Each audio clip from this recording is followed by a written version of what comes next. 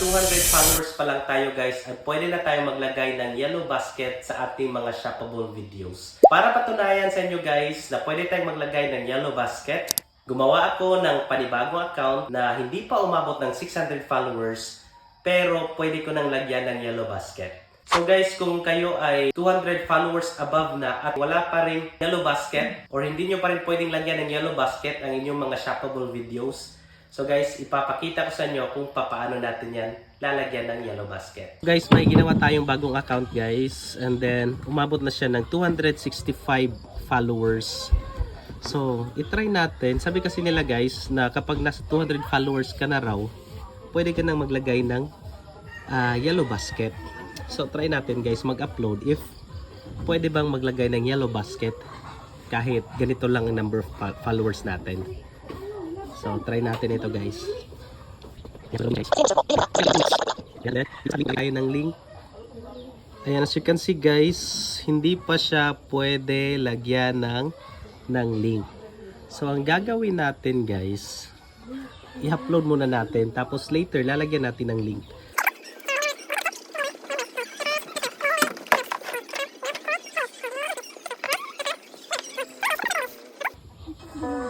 Totoo nga pala yung sabi ng mga magulang. So, Malayo. Pag feeling mo Ayan. deserve mo, Na-post bilhin na mo natin na. yung bag, guys. Kasi hindi ka naman sasaya kapag i-add to cart mo lang. Okay. Dapat So, i-check out ngayon, mo na yan guys, agad-agad. Sabi lalagyan ko naman natin ng sa'yo, link. iba yung feeling kapag So, pwede nabibili mo natin na yung yung lagyan gusto ng mo. link. Click natin yung profile guys, and then punta tayo dito sa ating TikTok Studio. Tapos guys, click natin yung view details. Ayan. So dito guys, pagdating mo dito sa TikTok Shop for Creator Center guys, hanapin mo yung link product. So di ba kanina naka 200 followers tayo, and then hindi natin pwedeng lagyan ng link or yellow basket yung product natin. So pagdating dito guys sa link product, pwede na tayo makapag-add ng product. Okay? Pero guys, dapat nakalagay mo muna sa showcase mo yung product. So pero guys, dapat naka-add to showcase muna natin yung product na ililink natin. Ayan, add to showcase muna natin guys. Ayan. And then naka-add to showcase na siya. Balik tayo doon sa ating balik tayo sa ating profile guys. Ayan. Tapos punta tayo sa TikTok Studio. And then guys, dito tayo sa TikTok Shop for Creators. Ayan. And then next is balik tayo sa product link. Okay, mamaya na yan guys. Product link. So dito guys, ilalagay na natin yung ating link ng ating product. Okay? So ayan, ito na yung bag na pinopromote natin.